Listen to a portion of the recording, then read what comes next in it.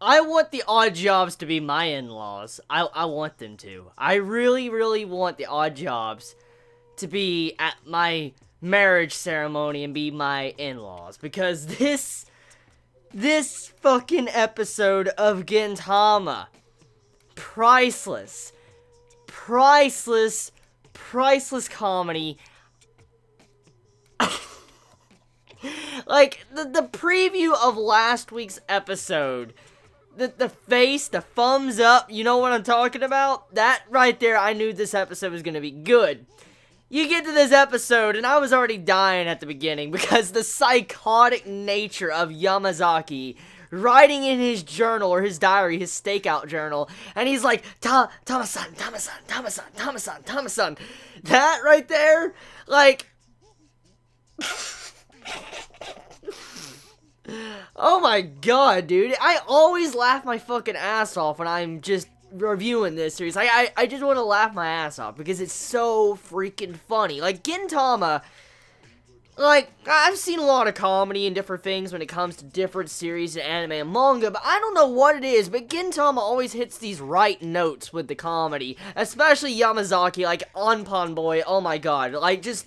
the way he was watching Tama, like, had the middle of his stakeout turned into Tama-san and testicles, and that, what the fuck, like, oh my god, I mean, it gets even further than that. When you see how the journal's unveiled and Hichikata and Kondo, they're looking at it, I like what Hichikata said. He's like, we should probably change the Sengumi to a stalker school, like train professional stalkers, because, I mean, we have our main boss, Kondo, stalking out a girl, and now we have where Anpan Boy Yamazaki is also staking out Tama-san, and that's, oh, that's just beginning the priceless comedy of this episode, like, whoo, that just starts it, right there. I was just laughing because that's just the beginning of the episode. That's like the first 4 or 5 minutes of the episode, and it was already that damn funny.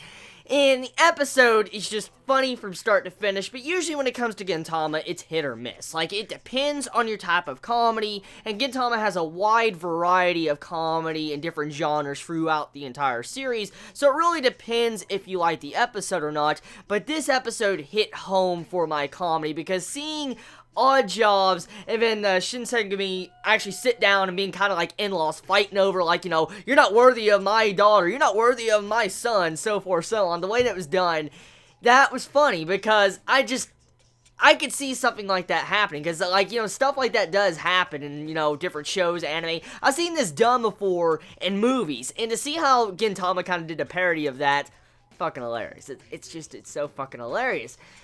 Now, one thing that was funny, though, was Tama's cooking. That... I don't even know where to fucking start. Like, Tama reveals that she eats things, like, or whatever she does. She eats the food and warms it up inside of her body, which I guess that's her stomach. And then after they warm up, she regurgitates it, like a microwave, and puts it on a plate and calls it manja. And it looks like throw up, it's censored and everything. And that scene right there is nightmare fuel. Like, imagine, just imagine if you love this girl, okay? Or if your wife, let's just say you have a wife or you love this girl. You love her so much, and then all of a sudden you kind of find out, like, you know, she makes this food for you, and she throws up this food in front of you on a plate. And it's like, here you go.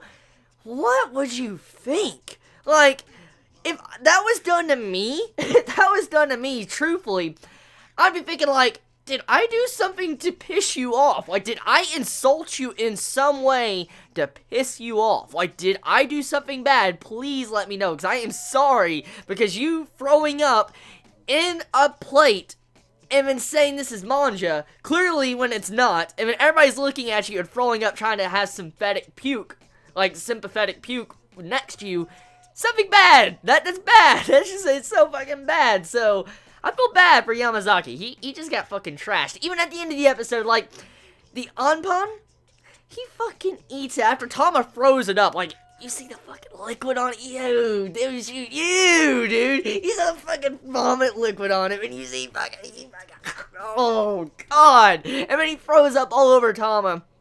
And then you can tell that Tama beat the fucking shit out of him after that. So, the regurgitating and puking thing, that's a reoccurring comedy aspect to Gintama, but my god, dude, just out of all the countless anime I have never seen a series use so much puke type jokes, or shit jokes. Just that. Okay, so one thing I want to point out is Sogo. Sogo's, his line in this episode, I couldn't stop from laughing. Like, when he walks into the bar, and he's like, hey, our man, Yamazaki, he wants to have your sex toy. He wants to have sex with your sex toy. Or, like, he wants to put his dick in your robot.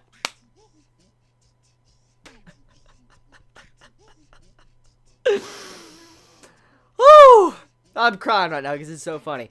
Just, that line is just so damn good. Like, Yamazaki wants to put his dick inside of your robot. Probably not exact word for word, but that's kind of what he said, what Sogo said. And that one, like, foams up, like, when he turns his head, and he's like, his eye come out, yeah, dude, that's just like, what the fuck, like, that entire segment of the episode, like, one of the best segments, besides the puking scene, when you just see Yamazaki's expression after Tama pukes into a plate. Just that scene with Sogo, that was one of the best, because just Tama, the way she acted, and the way Gin was, he was like he's just, oh my god, Gin, what the fuck, man, like, what the fuck, he's like, okay, just take me out to eat and all that. I'm like, bro, Gin, what the fuck, man, what the fuck.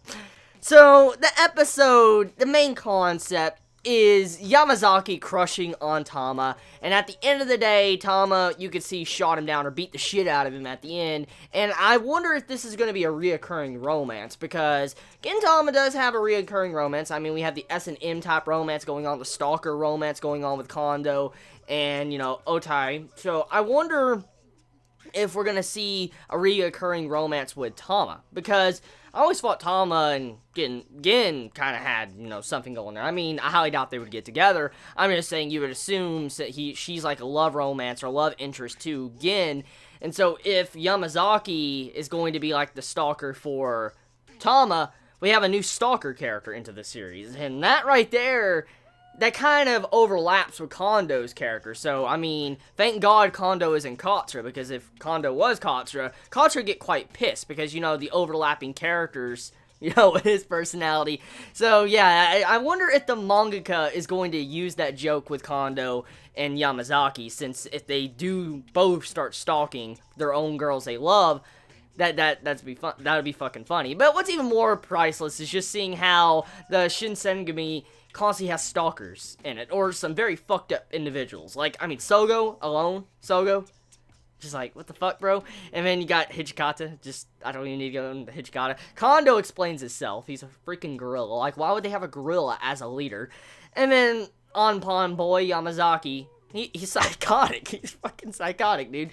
So that's about it. I mean, that's about it when it comes to this episode. Tell me your thoughts, and yeah, I love you all so much, please be safe, Chibi out.